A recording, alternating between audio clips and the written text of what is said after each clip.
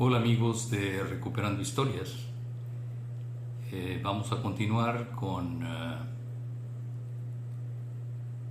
una serie de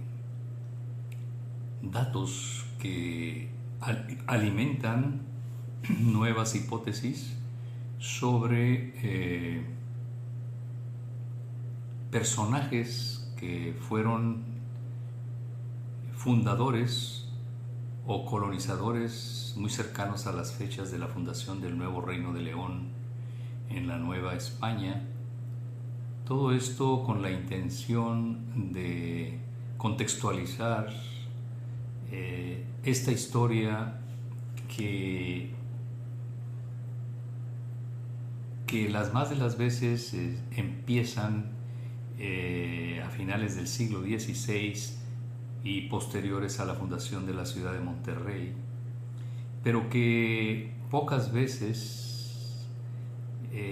profundizan en la historia familiar, en la mentalidad, en las circunstancias particulares de muchos de los fundadores o de las familias que los precedieron en la península ibérica. Y en esta ocasión queremos hablar un poco sobre un lugar de donde provenían algunos de ellos y que fue una especie de baluarte o de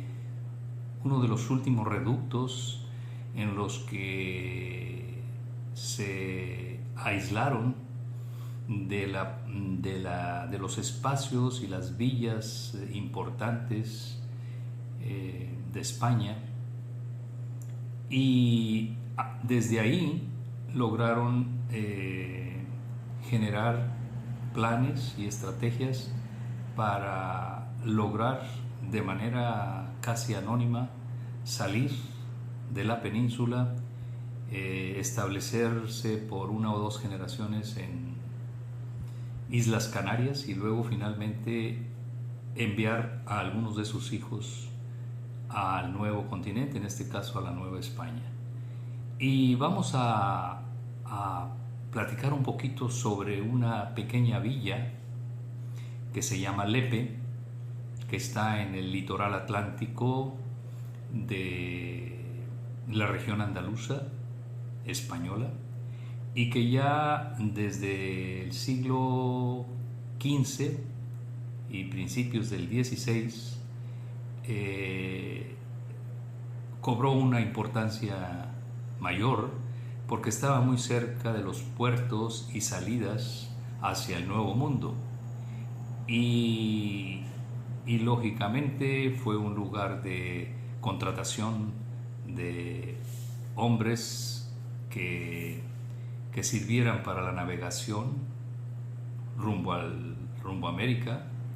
y que sirvieran en distintas disciplinas que eran necesarias: cartógrafos, navegantes, cocineros, proveedores de servicios básicos en la navegación para cruzar el océano, etcétera, etcétera. Y entre toda esta gente hubo gente conversa y hubo gente que poco a poco fue trasladándose a estos puntos, y finalmente ya en el siglo XVI logró enviar a algunos de sus hijos. Entre ellos está la familia de los Garza Falcón, que vienen a dar al nuevo Reino de León. Bueno, vamos a hablar de Lepe y vamos a hablar de algunos datos que documentalmente están registrados y que indirectamente dan lugar a una serie de hipótesis que enriquecen esta historia de algunos de los fundadores del nuevo Reino de León. Pues Lepe geográficamente está muy cerca de Moguer, está muy cerca del puerto de Palos, está muy cerca de Sevilla, relativamente cerca. Y en este litoral, o desde este litoral, era común que mucha gente se embarcara hacia Islas Canarias para finalmente de ahí partir al Nuevo Mundo. Pero en Lepe, en la generación de los padres de Marcos Alonso Garza Falcón, uno de los geniarcas más historiados del Nuevo Reino de León, en Lepe, repito, en la generación de los padres de Marcos Alonso, dominaba una familia de condes. Pues hay distintos títulos nobiliarios, claro que en ese momento los condados todavía prevalecían, y ahí estaban los condes de Ayamonte. Y los condes de Ayamonte tienen historia, tienen presencia, y quedó registrada buena parte de su vida ahí en Lepe. Y dentro de esa información nos damos cuenta que tanto el conde como la condesa de Ayamonte de esa generación tenían un tronco común familiar, pero en forma particular y de manera más clara, la condesa de Ayamonte provenía de los Manrique de Lara, Leonor Manrique de Lara, y los Manrique de Lara finalmente pues eran de la región del condado de Treviño, de la región de Nájera, de la región de Amusco, de donde era la familia de Juana de Treviño. Y Juana de Treviño provenía de los Manrique de Lara. Ya lo hemos tratado en otros capítulos, en otros videos. Pero ahorita la generación de hipótesis surge porque el matrimonio de Marcos Alonso Garza Falcón, que se realiza ya en la Ciudad de México con Juana de Treviño y Quintanilla, todo hace presuponer, debido a algunos documentos identificados de los padres, de los abuelos, de los condes de Ayamonte y de la familia Garza Falcón y de Juana de Treviño y de los Manrique de Lara. Todo hace suponer que entre Lepe y las Islas Canarias hay un flujo de información y de personajes en donde quedan involucradas otras familias que ya en suelo novohispano también guardan relación directa y hasta matrimonial con estas otras familias, pues como los Sosa Cabrera y como los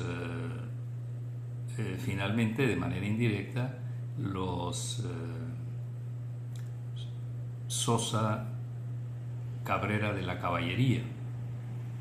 Aquí hay una mezcla de familias novohispanas interesante que preceden a las generaciones que vienen a dar al nuevo Reino de León. Bueno, pues todo hace suponer que este matrimonio de Marcos Alonso Garza Falcón y Juana de Treviño fue precedido por un conocimiento y un trato previo de sus antepasados inmediatos,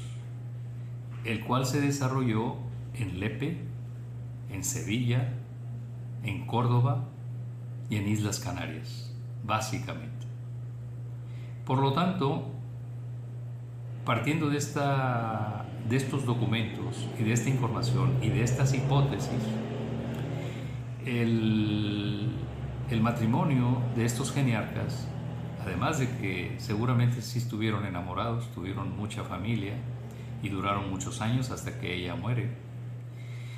pero casados me refiero, pero ese matrimonio, además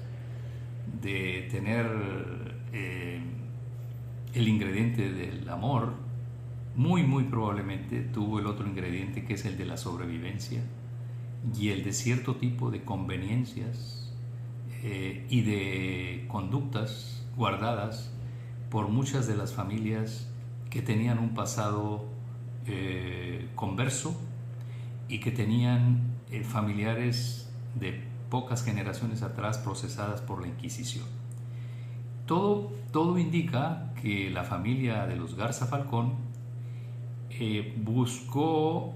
con mayor ahínco ese matrimonio con Juana,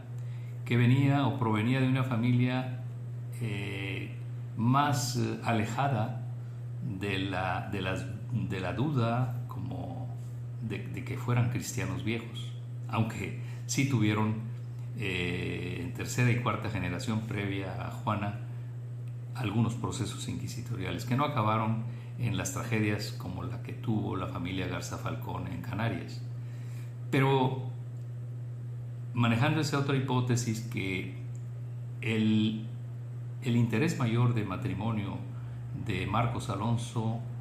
con Juana tenía también un ingrediente de sobrevivencia, y tenía también un ingrediente de que sus hijos ya no quedaran con el estigma y la mancha de cristianos nuevos.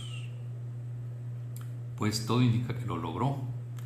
Entonces se casan, pero ahí se ramifican varias historias que se repiten, así como el matrimonio de Marcos Alonso y Juana. Están los Sosa Cabrera, que eran hijos de un gobernador de Islas Canarias, pero que esta familia Sosa venía de puestos de gobierno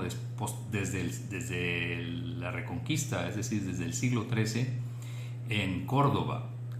que era una ciudad importantísima, no nada más durante el dominio islámico, sino que ya cuando se reconquista toda esta parte andaluza, que como Córdoba o Sevilla o Toledo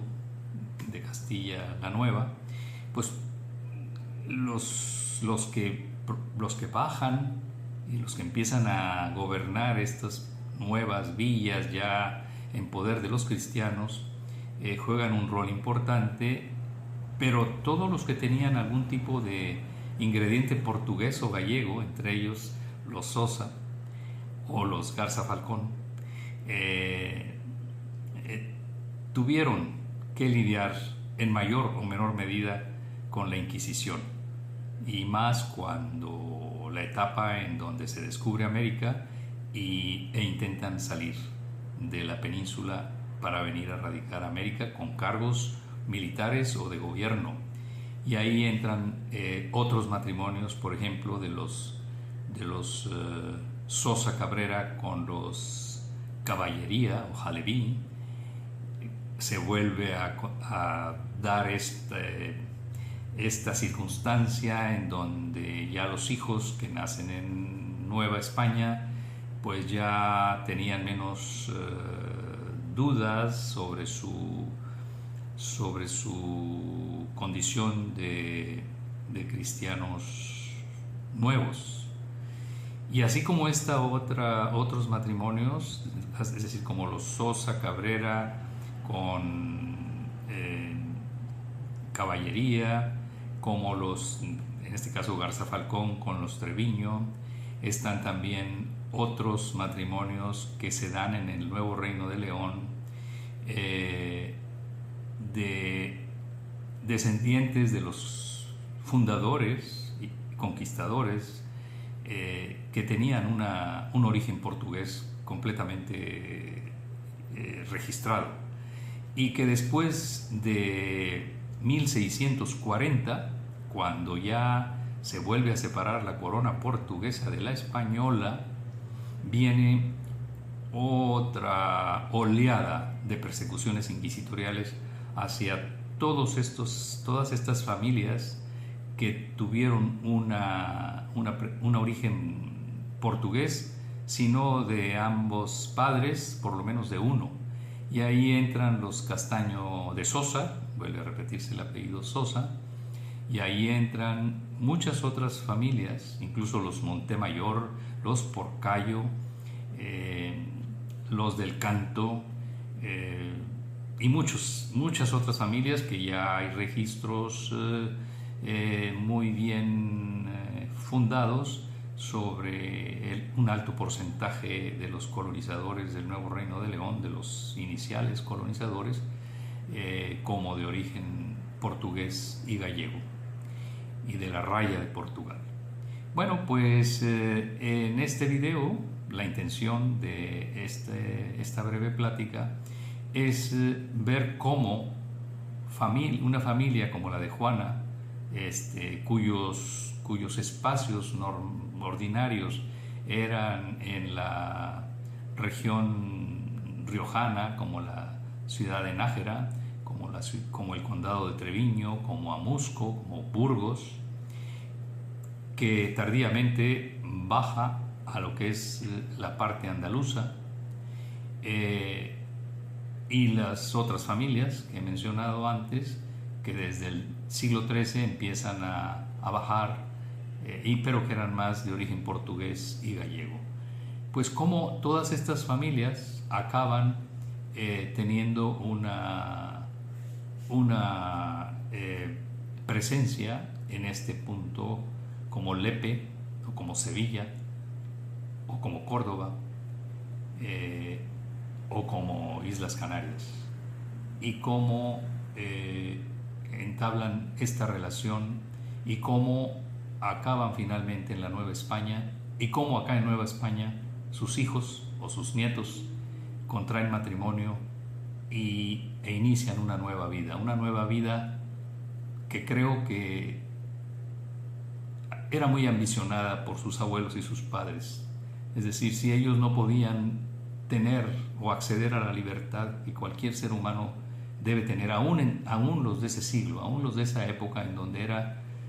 prácticamente muy difícil tener una vida normal,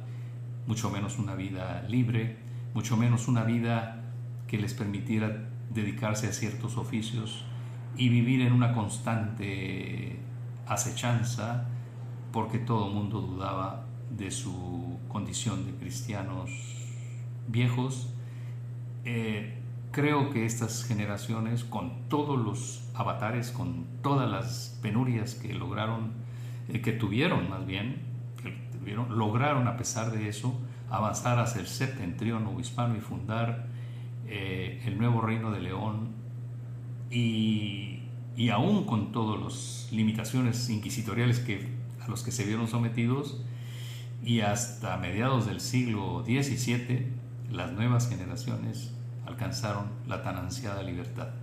Eso es la hipótesis mayor que manejo en este breve video, y queda la lección de cómo hay partes históricas tan poco analizadas desde el punto de vista familiar, pero que son tan importantes como las luchas militares, como las conquistas, como las reconquistas, como las actividades económicas de minería, como toda esa generación de riqueza, para podernos explicar la conducta de todas estas familias. Entonces, ese es el objetivo de este video, y espero que se logre y que de aquí se analice un poquito más toda esta etapa de lo que ocurre en la villa de Lepe antes de que esta familia la abandone y logre que uno de sus hijos salga de aquellos lugares. Pues muchas gracias, amigos de Recuperando Historias, y nos escuchamos en próximos videos. Hasta pronto.